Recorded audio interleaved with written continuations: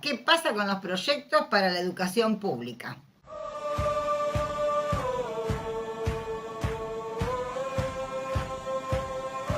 Sobre el proyecto del gobierno de declarar esencial la educación.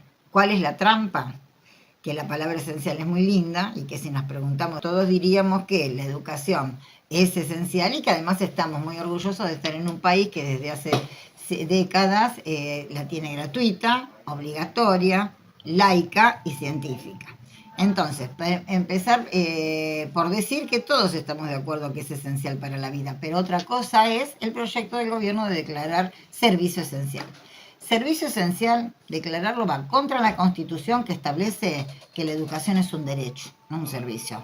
Va en contra de lo que estableció ya la Corte Suprema y la Organización Internacional del Trabajo, que dijeron claramente servicios esenciales solo son los que tienen que ver con la vida, y eso es la seguridad y eso es la salud.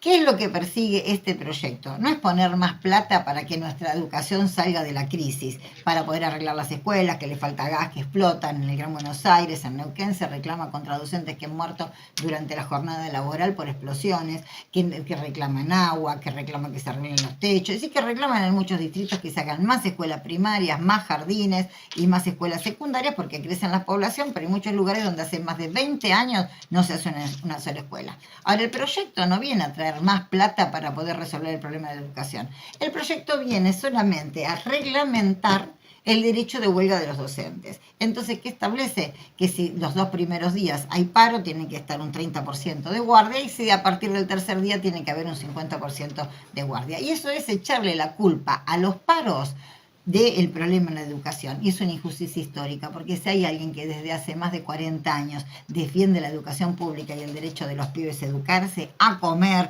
a tener una vida sin violencia en sus hogares, son justamente los maestros que pelean por la educación pública desde hace contra todos los gobiernos. Entonces, ¿por qué hay paros y por qué está en crisis la educación? Por culpa de los gobiernos.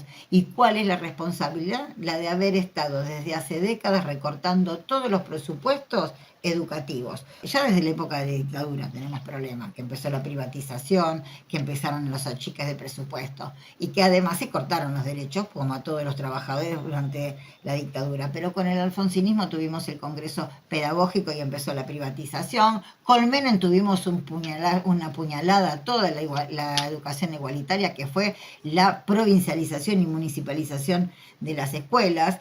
Con Macri también siguieron con la privatización y la chica de los presupuestos, y con el kirchnerismo se sacó la ley federal educativa, pero se mantuvo la provincialización y la municipalización. ¿Y por qué eso fue grave? Porque entonces terminó la igualdad de la educación para los pibes, porque en las provincias pobres tienen menos recursos y con las provincias ricas tienen más recursos. Entonces empezó la desigualdad salarial, la desigualdad en el mantenimiento de las escuelas, etc. ¿Qué es lo que por qué hicieron esto los gobiernos? Porque es orden del Fondo Monetario Internacional. El problema educativo es un problema en los países de subdesarrollo y dependientes del Fondo Monetario. Porque ¿qué es lo que hicieron?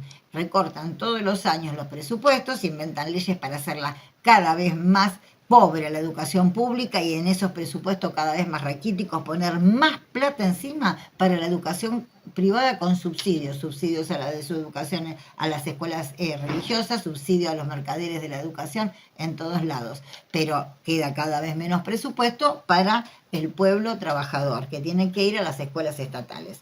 ¿Qué es lo que nosotros decimos desde la izquierda? Que rechazamos este proyecto y que para encontrar una solución de fondo, y eso es lo que hemos presentado cada vez que fuimos diputados, hay que declarar la emergencia educativa y poner el 10% del Producto Bruto Interno a las escuelas y nacionalizar la educación nuevamente. Es decir, esa plata del Estado Nacional tiene que ir a todas las escuelas para garantizar la igualdad educativa en todos los colegios del país. No tienen culpa los docentes de la crisis educativa. Los docentes son los que vienen defendiendo el derecho a la educación, por eso no es a los docentes a los que hay que prohibirle lucha. Todos los trabajadores tenemos que defender la educación pública porque ahí educan a nuestros pibes. Todos los gremios docentes tienen que unir la lucha para garantizar el derecho democrático y el derecho a la educación pública, y también los gremios que no somos docentes tenemos que hacer fuerza por la educación pública.